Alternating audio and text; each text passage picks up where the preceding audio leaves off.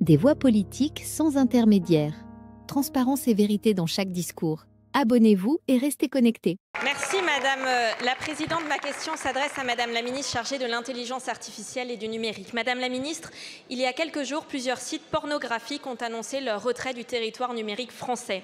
Je tiens à rappeler que cette décision est entièrement de leur fait. Ces sites ne sont pas contraints par une censure arbitraire. Ils quittent notre territoire car ils refusent de se conformer à une loi qui a été votée dans cet hémicycle.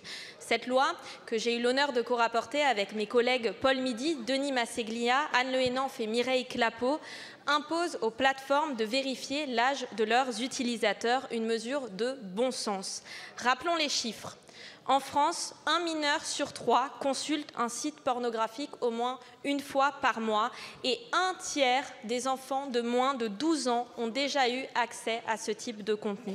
Or, faut-il encore souligner cette évidence? Ce qui est interdit aux mineurs dans la rue, dans les écoles, dans nos foyers, devrait aussi l'être dans l'espace numérique.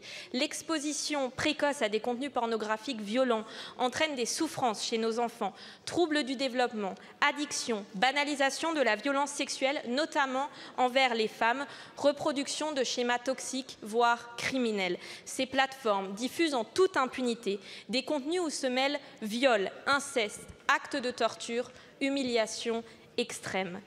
Madame la Ministre, là où d'autres pays ont flanché, Royaume-Uni, Australie, plusieurs États des États-Unis, nous avons tenu bon, car en France, ce ne sont pas les plateformes qui font la loi.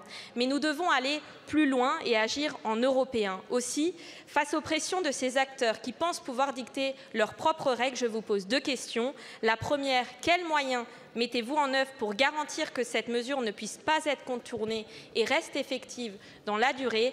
La deuxième, comment la France entend-elle porter cette exigence de protection des mineurs pour qu'elle devienne un standard à l'échelle européenne et une exigence partagée? Je vous remercie. Merci d'avoir regardé cette vidéo.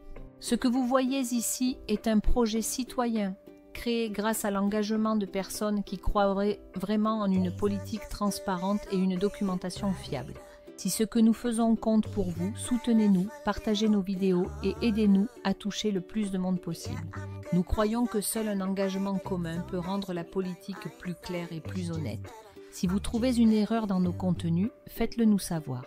Ensemble, nous pouvons corriger l'imparfait et créer un espace pour un vrai dialogue ouvert.